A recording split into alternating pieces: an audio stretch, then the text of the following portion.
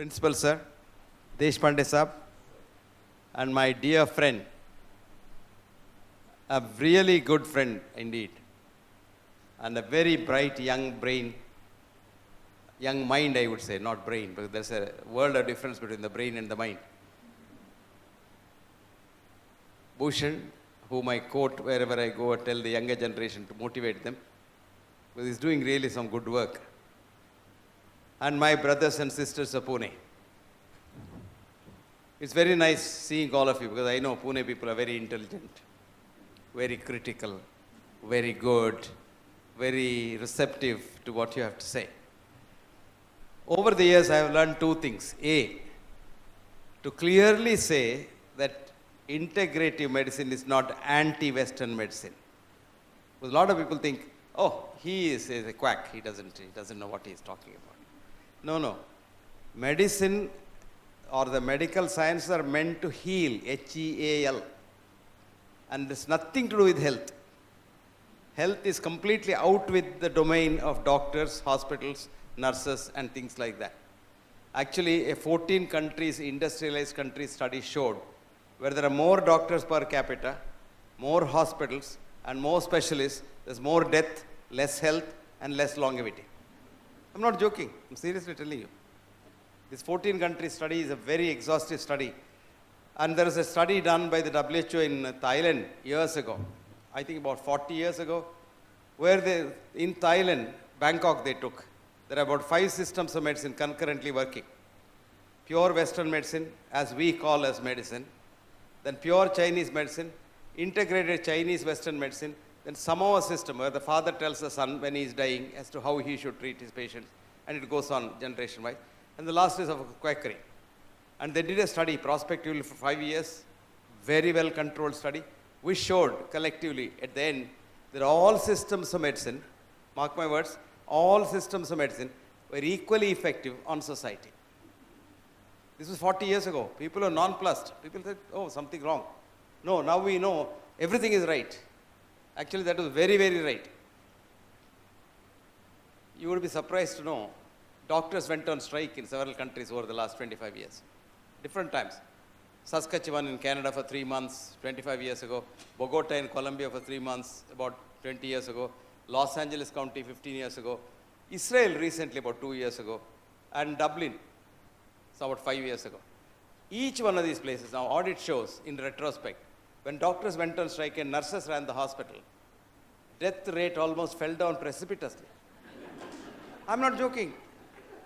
I'm seriously telling you. Whatever I say here, even a word is not outside the realm of what you think is science. I don't think that is science, but you think it is science. So I'm telling you scientific quote-unquote evidence. In reductionist science, that's our science today. Our evidence is very interesting. I had a slide, if I wish I had the slide.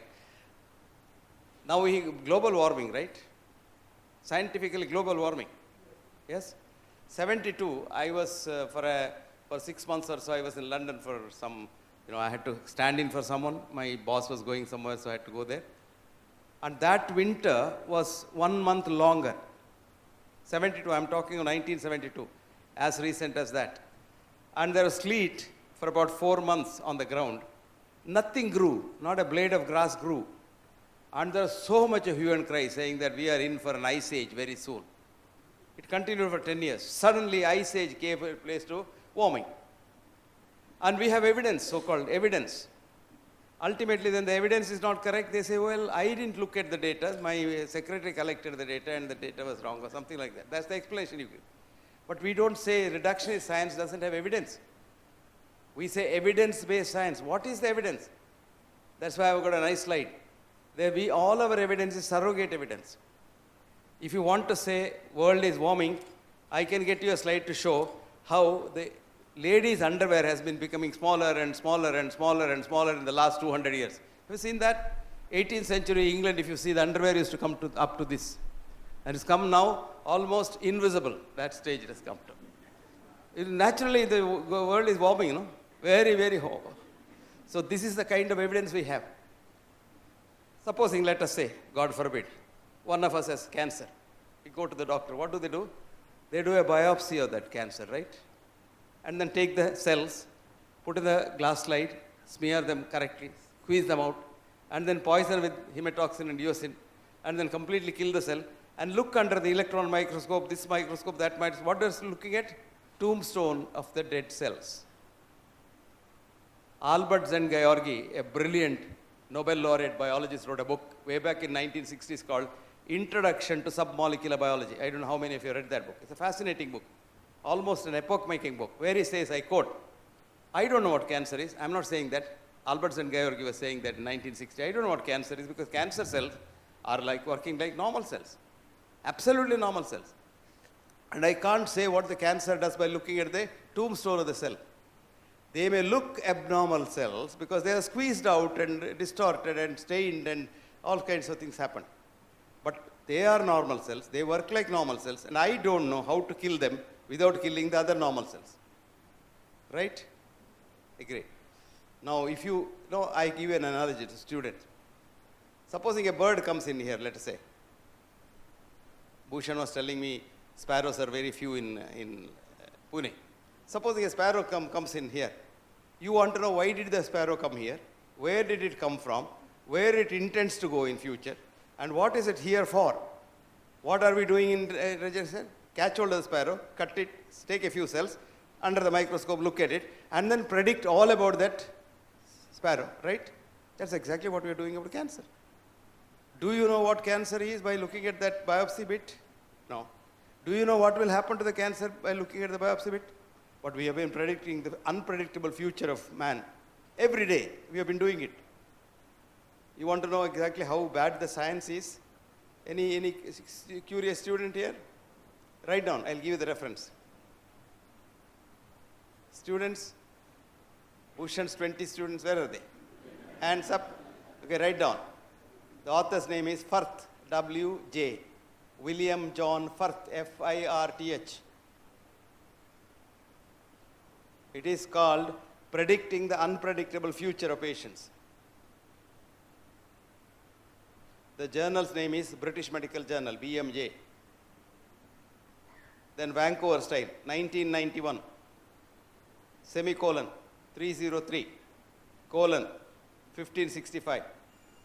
Please read this article. It's about 5-6 pages, very tough physics, but at the end of it, you will realize how foolish we have been. A patient comes to me, let us say, he has some fever. I'll simplify it. And he wants to know, tomorrow he has got to go for a lecture in Bhushan's laboratory. So he asked the doctor, Doctor, will I be all right tomorrow for the lecture? Doctor says, yeah, take this tablet 3 times a day and you will be okay. The doctor doesn't know what the fever is. Of course, he very pontificates like a physician. This is a viral fever. He has not seen the virus. But if you told the doctor in the olden days, when I was a child, we used to say, smallpox is due to the wrath of the goddess. And today they say, hey, well, the old fellows didn't know anything. They were also rational. There's a cause, there's an effect. Today's professor comes for rounds and says, oh, this is viral fever? Yes. Students agree, yes, sir, yes, sir. Nobody sees the virus. Now all of you say H1N1 virus, right? Right? Pune, it came, he came here, there. This is called the medical scare system, The minute you say H1N1, you piss in your pants. Because you say it dies, people die. They created this scare in 2009 to sell a drug which was not selling. It's called Zardovidine. So what did they, Tamiflu they call it, Tamiflu. This company which was manufacturing Tamiflu and had the world right for marketing it is the company which made this test, which is called H1N1 test. You go to the laboratory and get a test done. It has not been authenticated by any independent agency. It has not come from anybody. It has come from the company. So the specificity and sensitivity of the test is less than 50%, which means whether it is positive or negative, it doesn't mean at all. Actually, you will be surprised. In 2009, everybody said, everybody put on that mask and all. If you put on a mask and go, it is bad for you, not for the others anyway. Others, nothing happens because flu doesn't jump like that. You catch a cold, you catch a virus. It goes by this handle. Your mobile phone is the most dangerous, or bus handle, door knobs. But if you have a brass knob, it's good because the virus doesn't live long there. Brass knob kills the virus so fast. Or if you have coconut oil in your hands, the virus dies in seconds. So these viruses are caught. So you don't have to put a, see a lot of these people in the plane putting on that. I said, what are you having some bad disease? You don't want to give it to us? No, I am protecting myself from flu. I said, you are not protecting yourself from flu. You are protecting yourself from good oxygen around you. You are breathing the same air that you are taking. So after some time, you will carbon dioxide intoxication. That's all what happens.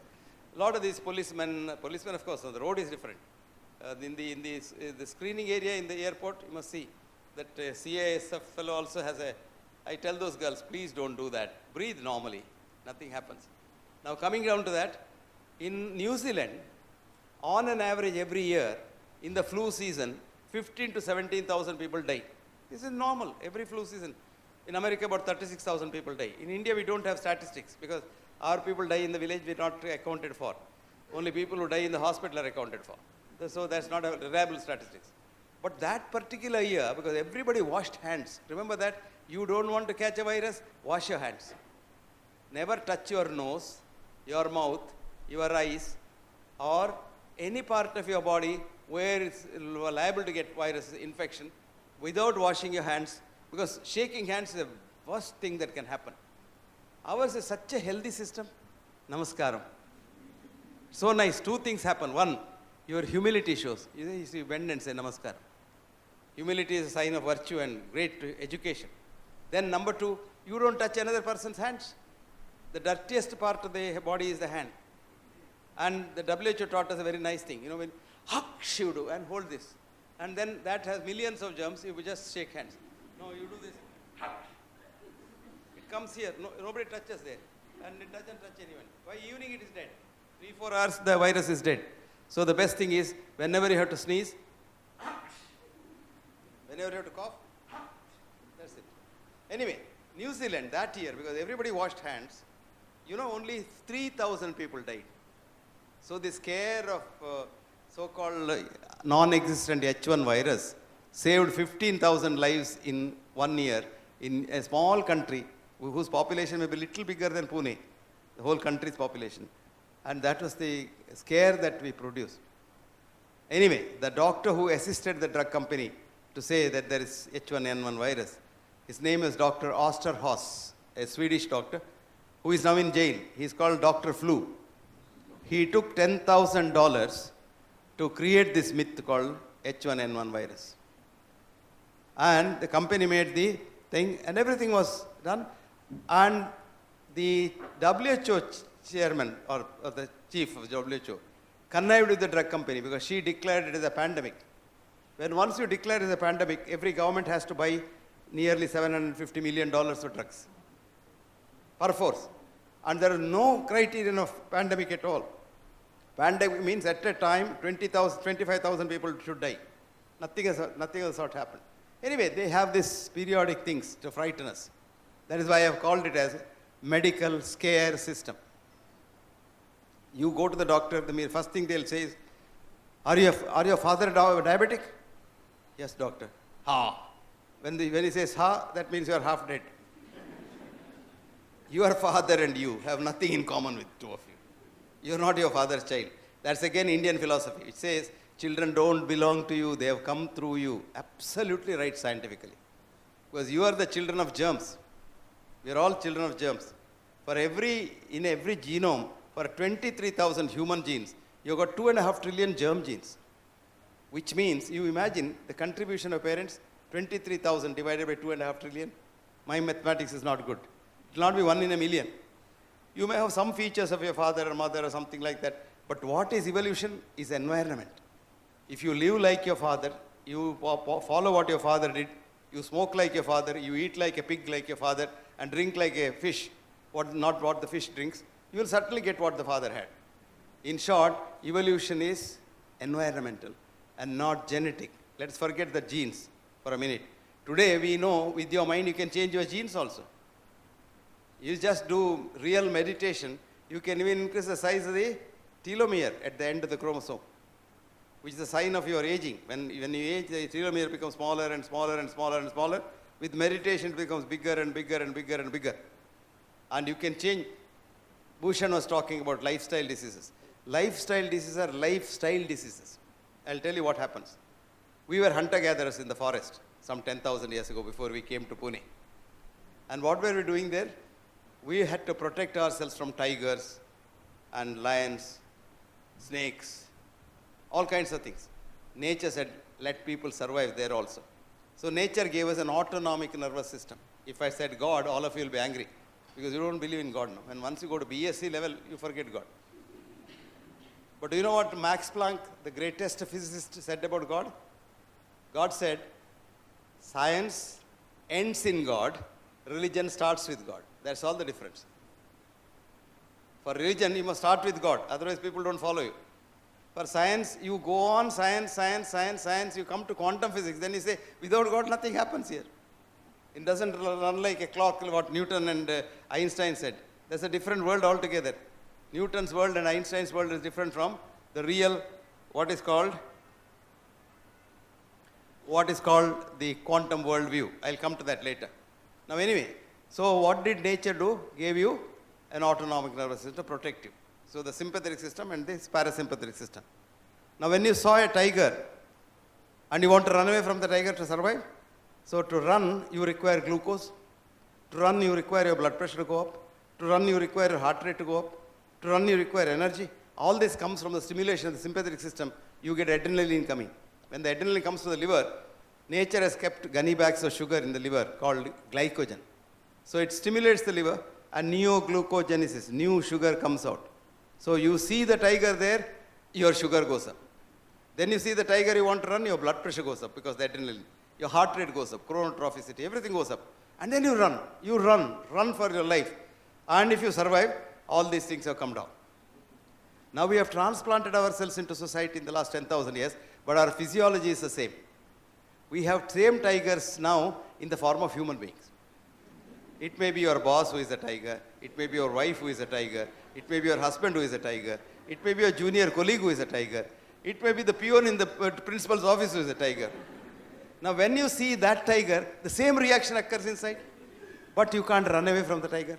Supposing your wife is a tiger, how can you run away from the wife?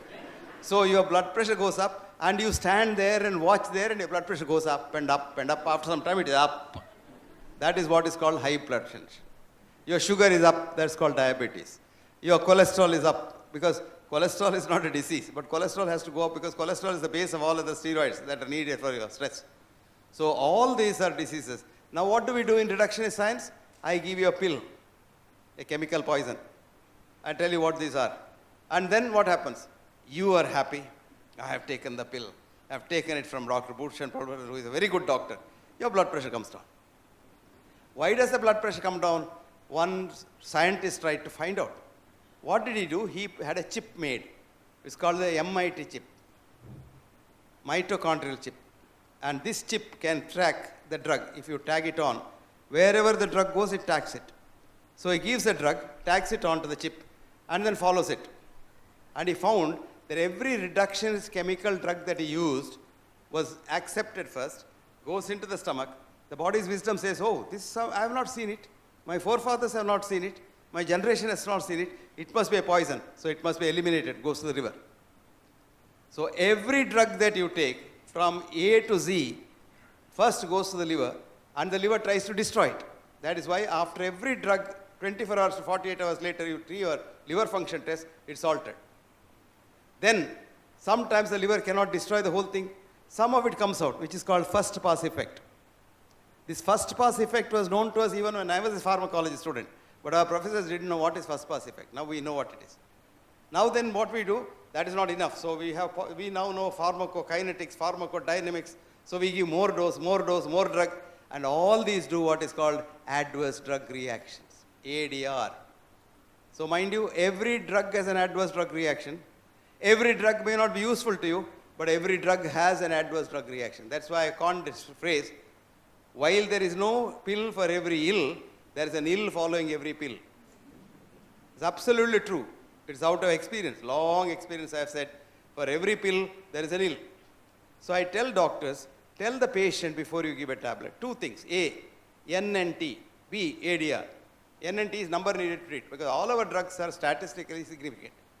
Not useful for everybody that you give. Supposing I give you a drug like statin, let us say. The N and T is 300, which means 1 in 300 people whom I prescribe statin will get benefit. So some of us, are fanatics. They say, okay, 1 in 300 chance I'll get benefit out of statin, I'll take it. Then tell him what is the ADR risk? 5%. That means 299 people who take the drug unnecessarily have 5% risk of almost dying. So now look at the whole balance. 1 patient gets benefit, 299 don't get benefit. 6 into 299 is about 18, 17 people. 17 people die. So in the balance, I have given statin to 300 Punites, and I can be very certain of benefit for 1 person. And I am absolutely certain of harm to 17 people. Nice, isn't it? Now, the largest study of antihypertensive drugs in the what is called the MRC, mild to moderate hypertension study, which is published in 1985, showed NNT for antihypertensive drugs is 850. To benefit 1 patient with the fond hope of stroke or heart attack avoidance in the next 5 years, I am harming 850 people unnecessarily. And there, of course, the ADR risk is 2%, which means 8.5 into 2 is 16 people. 16 people will die in next 5 years. 1 man might be saved, What is the balance? If you know all this, will you take these drugs? Now you can study this, MIT study, mitochondrial study, write down. Mitochondria as chi means energy. Mitochondria as chi, CHI, in Chinese language is energy. And the man's name is Wallace, Wallace, D.C. Wallace, Douglas C. Wallace. He is a professor of genetics in Washington University. And the article is in a journal called Genetics.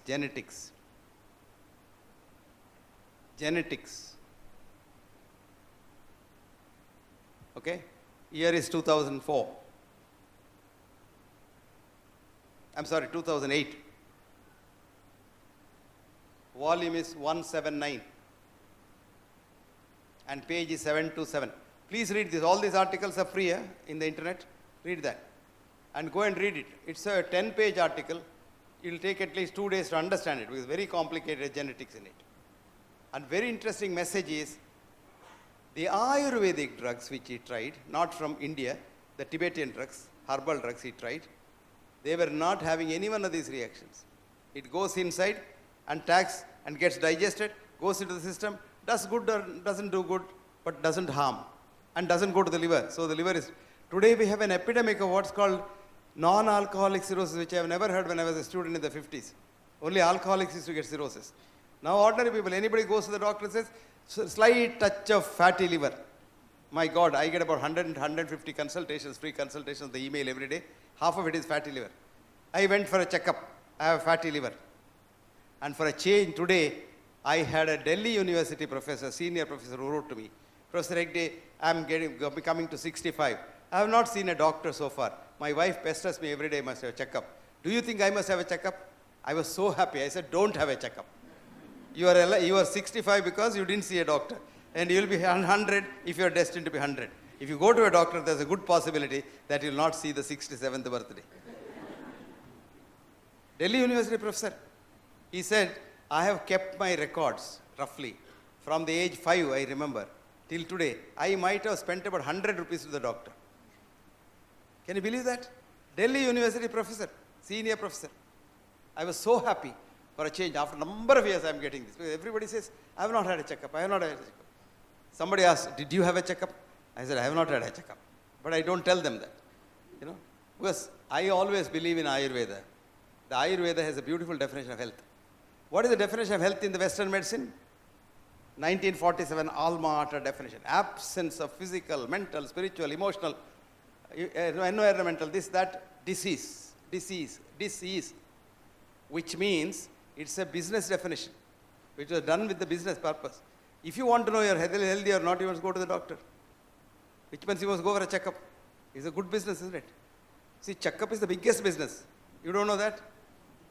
Read this editorial in the BMJ called The Screening Industry. Screening Industry, written by the editor himself, Richard Smith. You say Richard Smith, BMJ, Screening Industry, it will come up. And the fascinating article where it shows that screening is very simple. You're all mathematicians, Pune, intelligent people. We don't have anything called normal in the human body. We don't know what's normal in the human body. We know average. Average everybody knows, but normal we don't know.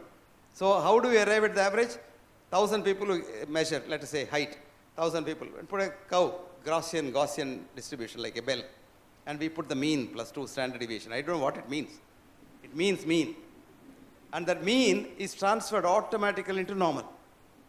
What is the normal height of Indian male? 5.4 plus minus 2. 4.5 is also normal, 6.2 is also normal, but they automatically become abnormal. It's called false positive. So for every one measure that you do, you get about 25 to 50 false positives. Supposing you go for a checkup today, total body scanner, 500 parameters are checked. 500 into 25, don't want 525, 5%. 525 is 2,500, isn't it? 100 people go for a checkup, 2,500 patients come out. Based on this, a very intelligent professor of medicine in Yale University asked one of her students, who is a patient? Do you know who is a patient? Good. Fantastic. The student gave the same answer. A man or a woman who goes to the doctor becomes a patient. The professor was shocked. She was a good girl, 52, and she had done her studies very well. And she got shocked. Then she asked the doctor, when does he become a man or a woman again? Do you know what the student said? Rarely ever, if ever. Because today you go to a doctor, he says, take this pill. So, doctor, when I'm all right, I can. No, don't stop it. Blood pressure will go to the sky. Take it every day for the rest of your life. Finished. Who is finished? Patient is finished. Drug company benefits. This is our practice of medicine. It's called reductionist science. You remember the bird coming in is cancer. And tablet going in is science. So this kind of a science, please, before I forget, none of you go home and stop your medicines. What I am giving is not the prescription, it's only story. If you want to stop your medicine and if you feel you are fine, please go back to your own doctor who has prescribed the medicine and discuss with him. No harm done. Ask your doctor 2 questions. Doctor, this pill you have given, no? What is the NNT of this pill? If your doctor knows the NNT, then you can talk to him. If he doesn't know, he has not heard of the NNT, then no use talking to him. You ask him, what is the NNT, doctor, and what is the ADR? 2 things only you have to ask. Every tablet that he prescribes, there is an NNT, there is an ADR. And if you don't know, don't worry about it. Right? But nobody stops at home. There was one fellow wrote to me the other day, I heard your lecture in Bombay, and I have stopped my blood pressure is normal. I stopped my blood pressure pill, and I'm continuing to measure it's normal. But when I went to my doctor, he shouted at you and me together, and he said, both of us are fools. I said, for no fault, you got one more enemy for me. So, because I didn't know who this man is, he heard my lecture somewhere. So after that, I'm warning all the people, this is not a prescription, this is only an information. I'm not your doctor, you're not my patient. Did you understand that? Okay, come back to what we were saying. Now what happens? You may wonder, what is this fellow talking about? We all get benefit when we go to the doctor, don't you? Whether he gives the drug rightly or wrongly, also you get benefit. Then investigations happened as to why this happens. 4 universities came into the picture like Bhushan. There's a professor of medicine in Oxford, very bright young man like Bhushan. He almost looks like Bhushan. His name is Professor Bingal. He had 4 universities, Oxford, Cambridge, Munich, and one more university. So 4 of these universities did a study on tablets, drug effect on patients. What they did was, they took volunteers, produced severe pain in them. You can produce pain very easily. What is the best treatment for pain? Best? Huh? Pain, all are killers, they are not painkillers. What? No. Best conventional treatment. Morphine. Paracetamol won't kill the pain. Aspirin doesn't kill the pain. Aspirin kills the man. Morphine, you agree? Anybody doesn't agree? Everybody agrees? No, they gave a morphine drip to the patient. But told the patient, this is not morphine. This is a new vitamin we have found out, vitamin B17, lateral, which will cure your disease, may not take your pain out. Would you believe 88% of the people with the morphine running intravenously did not have pain relief? Did you mark my words? Then they crossed over. the same patient, took the other side, produced a pain, started a saline drip, and told the patient, this is the latest saltomorphin. Very, very effective. Your pain should go like that. And everybody's pain went. Did you get that? Then the researchers were nonplussed. What's happening? Then did a concurrent fMRI and repeated the whole study again. Do you know what it showed? When the patient believed, mark my words, believed his doctor and had faith in the doctor, their brain slept. Nothing happened. Pain didn't go. When the patient believed the doctor, the forebrain started functioning so powerfully that it produced very powerful opioids which killed the pain. In short, your pain relief or your disease relief comes from your own body. That's what Bhushan said a little while ago. Your own body treats your own disease. And that is why you are made like that with a wonderful doctor built into you. He has no degree, but he is built into you so that you are not made and sent here thinking that the doctors will come, Pune will have so many, this clinic, that clinic, 5-star hospital, all corporate monstrosities, but you are sent here to say that you live as long as you live unless something adverse happens. So, your own immune system keeps you going. Did you understand that? Now, students, read this article. The placebo effect. The placebo effect. Placebo in Latin means I please. When once you are pleased, you are okay. The first author's name is Bingel, B-I-N-G-E-L. Bingel et al. You write. And a very prestigious journal, Science Translational Medicine, STM it's called, STM. 2011, volume 3, page 70. Please read this. It's a fascinating work. And it shows you how your body has a fantastic capacity to heal itself.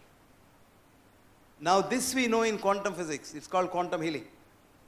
I want all of you to read this beautiful book written by a brilliant Indian quantum physicist who teaches quantum physics in the University of Irvine.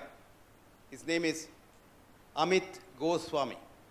Amit is a Bengali, very brilliant Bengali, he's a good physicist, and he is one of the top quantum physicists in America. The 3 people who originally started the CERN reactor, he is one of them.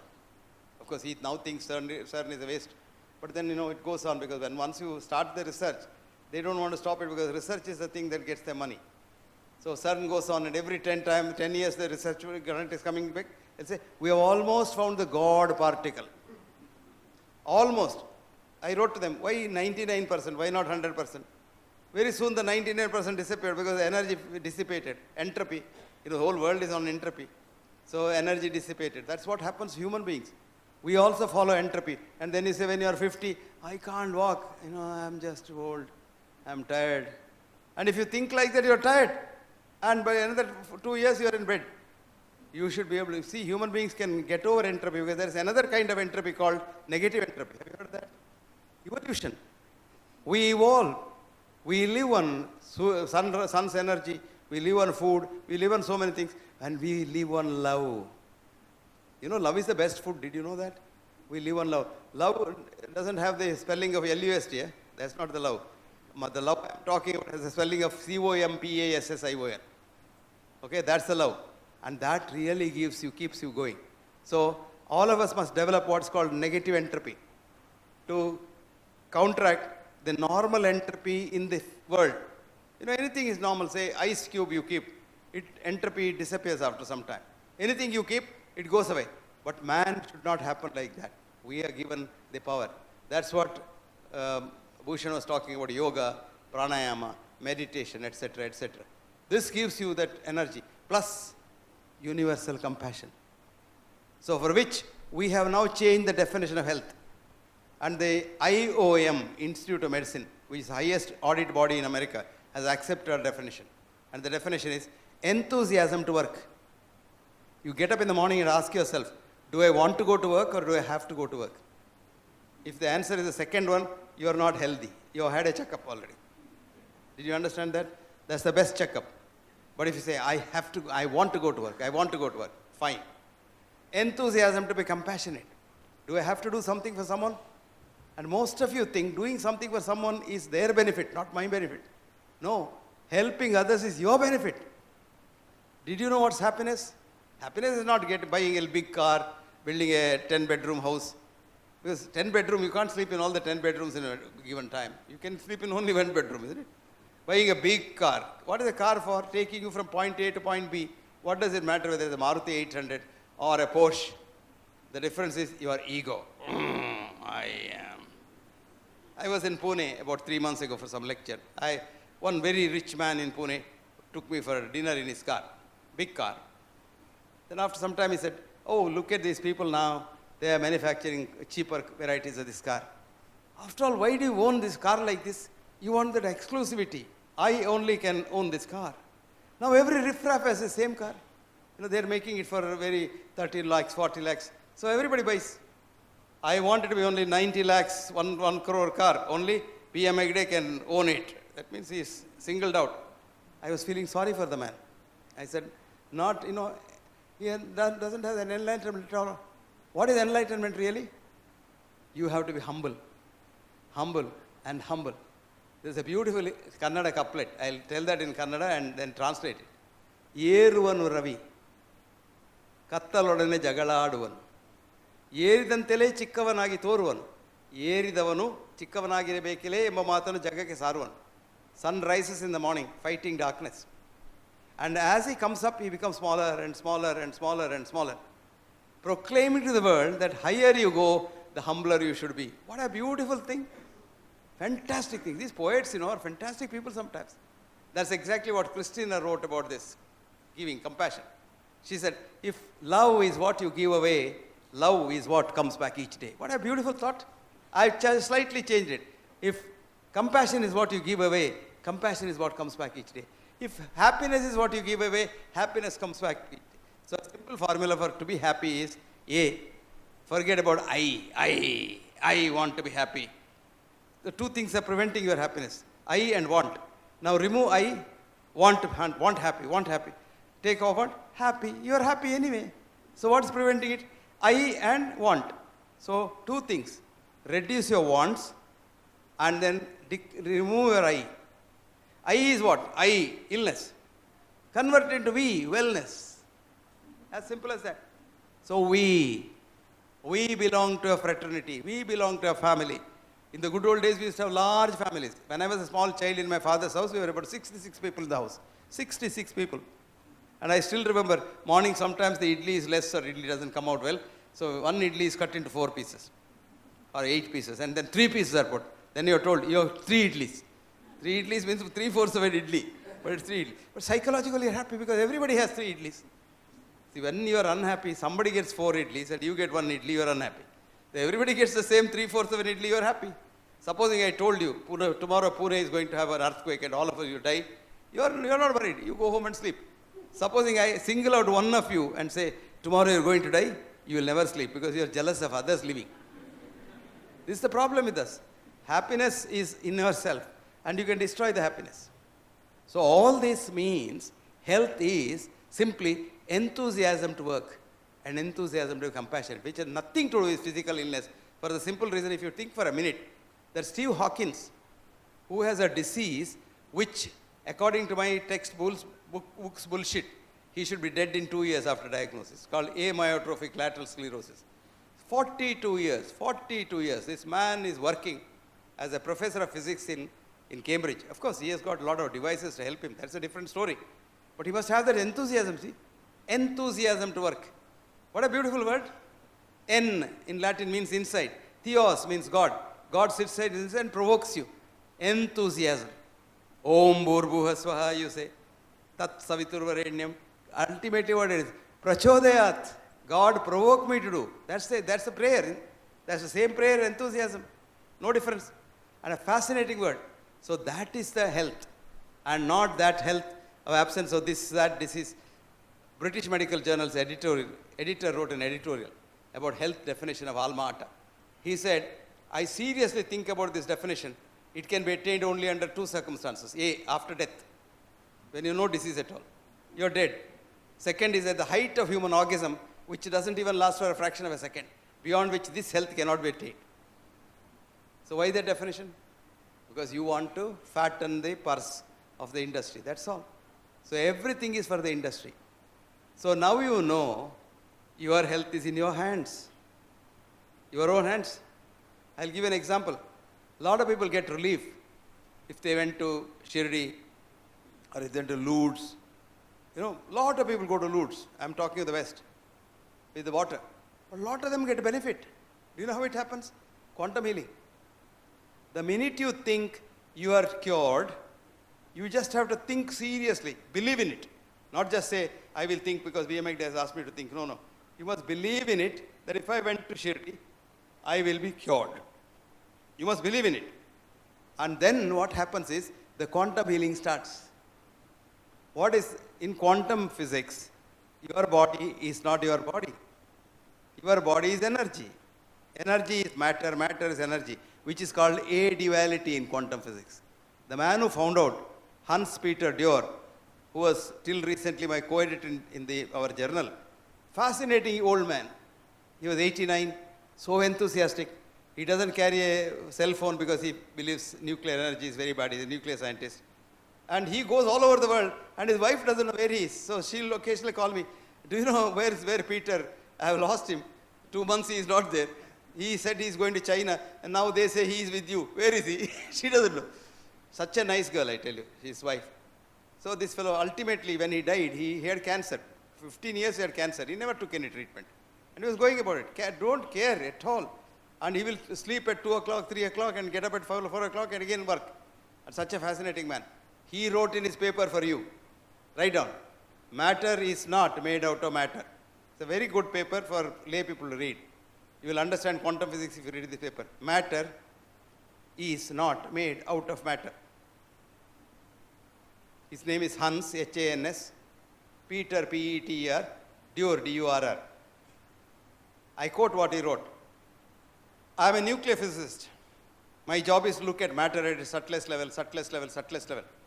I have trained for my PhD with Edward Teller, the father of the hydrogen bomb. And when I found out he was doing hydrogen bomb, I left him and came back to Germany and joined Einstein and others in the Max Planck Institute. Ever since that time, that was in 1955, I have been a nuclear scientist looking at matter. And one fine day, I see there is no matter at all. Was I worried? No, I was expecting it, he says. And I call this as a-duality, no duality between matter and energy. But who am I in front of the Indian sages of yore who called it as Advaita? What a beautiful thing. Who is saying that? Hans-Peter Dürr, who can't even speak English fluently, but can really speak Sanskrit. And he quotes, in the speeches he quotes, the Bhagavad Gita, from the Upanishad to Bhagavad Gita, Bahirantascha bhutanam. It is inside and outside of everything. Charam acharamevacha. It's moving. Your energy is moving, but you look solid. It's Maya. Shankara's Maya, he calls it. He calls it as Wirklichkeit. Wirklichkeit in German means Maya. Nataka. Drama. You know drama? The whole world is a drama. Now you all exist here. Do you really exist here? I don't know. If I close my eyes, you don't exist here. It is my perception that you exist here. So you are virtually maybe here, maybe not be here, potentially here, but you exist when I see you. If I close my eyes, you don't exist. The whole world is like that. So it's a Maya. Bahirantascha bhutanam charam acharamevacha sukshmavateta vijnayam. What a beautiful thought. It is so subtle that no vijnana in future also can see it. In 2017, people have not seen an electron. So many people got Nobel Prize describing an electron without seeing it. But they tell you in the physics class in BSc, if you have not seen God, God doesn't exist. Right? But you have not seen electron, electron exists because he believes in it. That's all the difference. See, so many people. One fellow, J.J. Thomson, in 1907, who was a Cavendish Institute director, said electrons are particles. Nobel Prize. 30 years later, his own son, George Thomson, said they are waves. Again, Nobel Prize. So everybody got Nobel Prize. Ultimately, the one boy who really did it was Werner Heisenberg. He said, uncertainty principle. You don't know what it is. You can't know where it is. What is where is what. And this boy says, I understood it after understanding Indian philosophy. Werner Heisenberg says, I understood my quantum physics. One of the top quantum physicists, Nobel laureate quantum physicist says, I understood quantum physics only after understanding Indian philosophy. Can you believe that? You and I don't, because we don't believe in Indian philosophy. We don't think India exists. We think only the British gave it to us. And because even after independence for over 70 years, we had RNIs as our leaders. RNI, you know, resident non-Indians. You don't know them. You know NRIs. No, but we have most RNIs here, resident non-Indians. They are not Indians. They live here with their mind in America or England or Europe.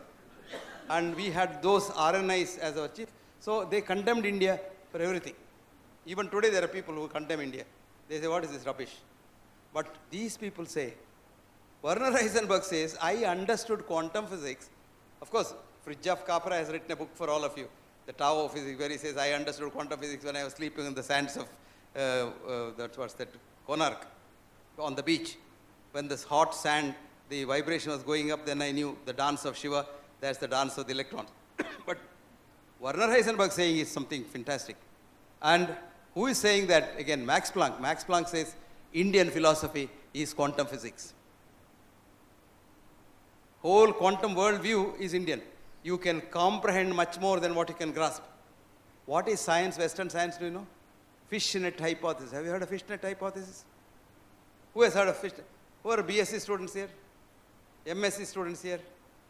Fishnet hypothesis. Sir Arthur Stanley Eddington, a Nobel laureate physicist in England. You know, madam? You know? You said you raised your hand. Dufatta? No. Ichthyologists means fish specialists, wanted to study fish. So went to the sea, caught fish, took their laboratories and used the vernier caliper, this, that, and measured the fish up and down, down below, produced evidence to say that all sea fish should be more than 2 inches in length. Why? Their net had that hole. So after 10 years, another group of ichthyologists went to the sea with a different net, with a smaller hole, that caught even half an inch fish. So they said all sea fish is half an inch. That's another hypothesis. This is called fish net hypothesis. So Western reductionist science is so reductionist, it doesn't know what's happening on the other side of the room. And that's called fish net hypothesis. It's a very important hypothesis in science. And Arthur Stanley Eddington is a big man. He got the Nobel Prize thanks to our friend, who is that? Einstein. He was Einstein's friend. Because Einstein's theories were all proved wrong by 16 experiments. But only this fellow said, no, I am going to repeat that experiment. And he alone did the experiment, said Einstein is right, Newton is wrong. So Einstein said, okay, this fellow must get a Nobel Prize. So he had the, or he got. So that's the story of our friend Stanley Arthur Eddington, who said, science is after all fish net hypothesis. So friends, in the quantum worldview, you see this whole world not as a reality, but as happenings. So beautifully described by Krishna to Arjuna. When Arjuna says, whom am I fighting? I don't want to fight. Whom am I fighting? My own brothers, my own cousins, my own uncles, my own teacher, my own guru. How can I kill them? So he puts the Gandiva down. What does Krishna tell him? Anarya justam o Partha. You are not an Arya. That means you are not authentic. You are not a good human being. You promise something to your brother that you will fight on the strength of which he came to the war. Now in the war field you say, I am not going to fight. So you are Anarya justam o Partha. Akirti param. You will not get kirti. You will not. Aswargiyam. You will never go to Swarga. So don't do that. You fail. Because you are not killing them. They are all dead. In quantum physics they are dead. You are only nimitta matram. I am not joking. This is exactly what Hans Peter Dew says. Haps. Haps is happenings. They just happen. Time doesn't move. You know, it's 6 o'clock, 5 o'clock, all this is our conception. The movements happen. At 5 o'clock, we were in the Ferguson Road. At 6 o'clock, I am inside this hall. That's how time has changed. But time is the same. My grandmother's time also, the same time happened. Same thing happened. But we think time is moving. Then, of course, ordinary physics is right. Time and this and that, and then write books and stories, nice stories, you all read and pay money. But real thing is, time doesn't change, we change. That's called entropy. And we should stop that entropy by what's called negative entropy, by evolution. And that can be beautifully done by meditation, yoga, and pranayama. What a beautiful thought. Prana ayama, movement of prana, the life energy. And I saw a beautiful book in one of the American schools of yoga. There are about 43 schools. One school I happened to go for a lecture and saw a book written by the owner of the school. And she has written Usha Yoga. Usha is her name. So Usha Yoga. All kinds of yogas are there. Here also people have their names. And then she has written Prana plus Yama, Pranayama. So I told her, don't bring Yama into this. Change the book. Don't bring Yama. Because of course, Yama is all right for we doctors. You don't know that? Vaidhyarajo namastubhyam, Yamaraja sahodara. You are Yama's brother. It's a compliment. Because Yama is the only god who is very ethical. He kills the dog or the king the same way. Whereas all of us, king is separate death and dog is different death. No, Yama same. It's a compliment. But the next one is Yamastu harati pranan. Yama only takes life. Vaidhyo pranan dhananicha. You take life and money both. It is money that has spoiled science. Up until money came into this world, science was pure. Science had compassion. Science had some love. Science had an aim to try and understand this world. But after money came, science became money because money spoils everything. You didn't know that. You didn't know? Before money came into the world, this world was so happy that nobody had any disease. When money came, disease came. Now recently, 2 months ago, there was a beautiful study published in the most prestigious journal called The Lancet. This study studied an aboriginal race called Tsimane. It's spelled as Tsimane. Tsimane. And the Tsimane are a tribe in the deep down Amazon forest on the Bolivian side, on the Brazilian side. And these people lived up to 100 years. They don't even wear any dress. They are stark naked. And they know what to do and what treatment to take for any disease. And they are very happy and contented, absolutely contented. Now, this study was done, and the Western science interpreted the study as saying that, see, they were working very hard. They were using 17,000 feet walking, and our exercise is only 10,000, so they are better. And they are eating good food because they are eating the same food. But one thing they have never understood, what is their mind? Now, very interesting study of the mind. Where is the mind? Where is the mind? Never mind. Where is the mind, younger generation? All over the body, all over the body, all over the body. Nobody wants to buy mind is in the brain. Man who said mind is in the brain got the Nobel Prize, man. So you may also get a Nobel Prize. Wilder Penfield was a Canadian neurosurgeon who said mind is in the brain in the 50s. Of course, in the 70s, he said, I'm sorry, mind cannot be in an organ like the brain. Mind is such a vast thing. Mind is a whole universe. Consciousness. Your whole consciousness is called your mind. And you are a part of this universal mind. So your mind and my mind are so closely connected. That's why I called you in the beginning, brothers and sisters of Pune, because you are closer to me than my sister if I had one. I don't have one. But if I had one, you're closer than to me because you are closer now. My sister is not here. So my mind and your mind, my body, your body is very close. We are brothers, sisters. So this concept of the mind is the body. Remember that? Mind is simply the illusion which you see as a human body. Which means if you have a pain in the neck, you are not having a pain in the neck, you are a pain in the neck. Did you understand that? Once you understand that, you can very easily get rid of the pain. There was this girl who should have got the Nobel Prize because she did some fantastic work in the NIH. Her name is Candace Pert. And she, for the first time, found out there are opiate receptors outside the brain. And this, she took so much of time, but her boss wanted to steal the data. He's a big man, Saul Snyder, NIH chief. NIH is a palace in science in America, and he was the chief. So he stole her data when she was on holiday, and quickly went and published it, and got the Lasker Award, and published it for the Nobel Prize, which was picked up. This girl came and found out the thing, went to the Nobel Committee, fought. Some of these girls can fight, real fighter. She fought and saw that the Nobel Committee cancelled his Nobel Prize. And she also didn't get a Nobel Prize in the bargain. And what happened was she was dismissed from her job. Saul Snyder said, who are you to complain against me? This is how it happens in big institutes. Boss is a tiger now. So her blood pressure started going up. So she was thrown out. But she wrote this book called Molecules of Emotion. Write down, Molecules of Emotion. Fascinating book, where she writes in one chapter, when you get a headache, you don't reach to the tablet cupboard. You simply sit in a quiet room and sit and meditate. And 10 minutes, your own body releases such powerful opioids that your headache simply disappears. Time has come, she said, to meditate and elevate our consciousness. What a beautiful thought. Who writes that? Candace Pert writes in a beautiful book called Molecules of Emotion. So this is the basis of Indian yoga system. Yoga is not kusti. You know what you see in the television? Chiram Sukham Asanam. That's asana is for Stira Sukha, just constant ease. Really the Chitta Vritti Nirodha Yoga. Chitta is that level of mind where ego gets in. You look at the child, Manas, very happy child. Everybody smiles, not this big child, but small child.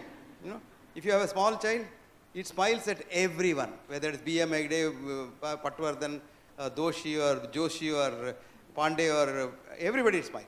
And that has got a beautiful heart which moves with the breathing. It's called sinus arrhythmia. Child breathes in, heart runs fast. Child breathes out, it runs slow.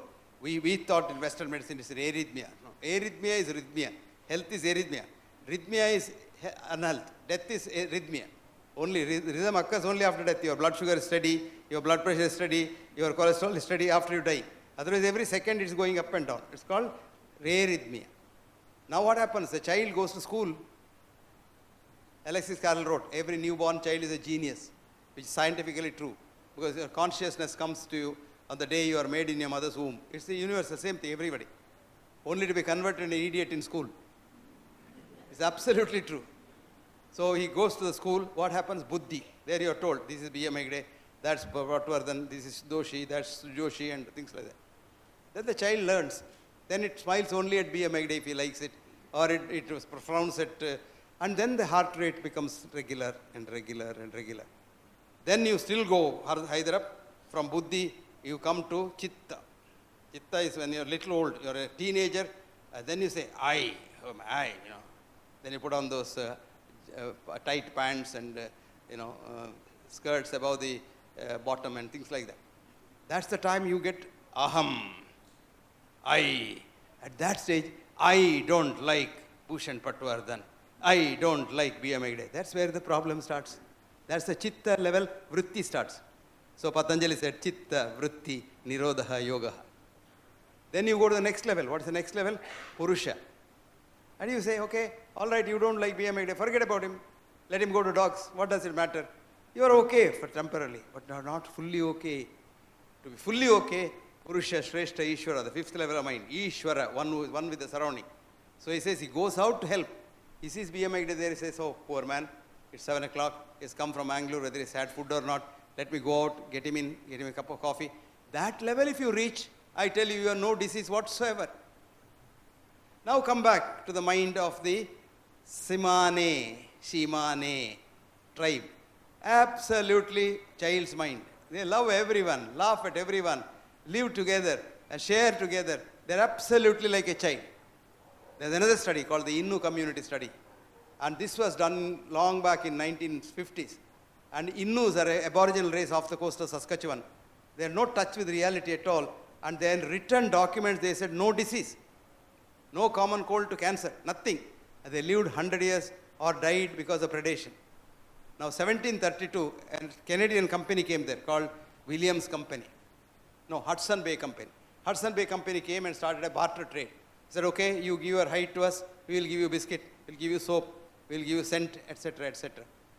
Problem started. To cut the long story short, today every Innu is a Canadian citizen, and every Innu has got every disease which a Canadian Caucasian gets 10 years before. The Canadian Caucasians get heart attack in the 5th decade, these people get 4th decade. What has changed for them? Money and their lifestyle change.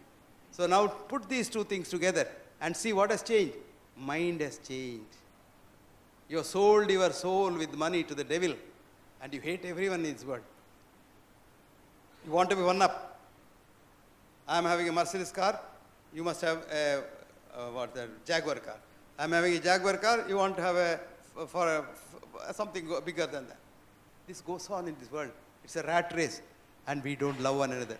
So the whole study which showed in the Lancet that they were not better off because they were walking more, or they were running more, or they were not having clothes. They were better off because their mind was like a child's mind. Innu's mind was like a child's mind. And if you're a child's mind, you don't get a heart attack at all. I have done a lot of studies on these hearts which are bad. We give them pranayama and get them back HRV, and they're fine. They're fine. And pranayama, you start loving people. The minute you start loving people, your heart improves so much, I tell you. So I always tell people, love the world, you will live forever. Of course, that ever doesn't mean you will be here forever. That, of course, in a doctor's dilemma, this Bernard Shaw has written, never try to live here forever, you will never succeed. Because you have to die, nature's thing is you have to die. But you can always postpone that to the maximum extent possible. But in India, what happens, we are always good in jumping queue. You always join the queue when you're born, queue of death. Some of us jump the queue and go a little faster. But others, go in the same queue at the back and they continue. They jug on and on and on. So what is ultimately important is the mind is our boss. And where is the mind? Never mind. But you must know your mind and try to control the mind. I always tell people, you take a body bath. Body doesn't exist, but you take a bath. And for that, what fuss? You have this soap, this shampoo, that shampoo. And oh my God, you have spent so much money for this. But when did you take a bath for the mind? I tell them daily take a bath for the mind. That's meditation. And meditation, especially pranayama, anuloma, viloma, pranayama. Do you know what I do? I breathe in, say, let me be more compassionate. Let all hatred, greed, jealousy, anger, pride run away. Keep on doing that. Sit for 10 minutes and do that. I tell you, you become so tranquil. If you are very angry with somebody, do that. Sit back and breathe deeply. You forget who you are angry with. You may even go and hug that man. Because, you just forget. So the whole thing is in your mind. And mind is the environment for health. And I've written an article which is the internet, you can see. Health is environmental, not genetic, nothing. It's environmental. And your environment is not just the environment that we talk about. Heat, cold, food, this, that, water, air. They're all secondary. What is most important? Your most important environment that's keeping you here? Your mind. So mind your mind and you will be very healthy. Thank you very much.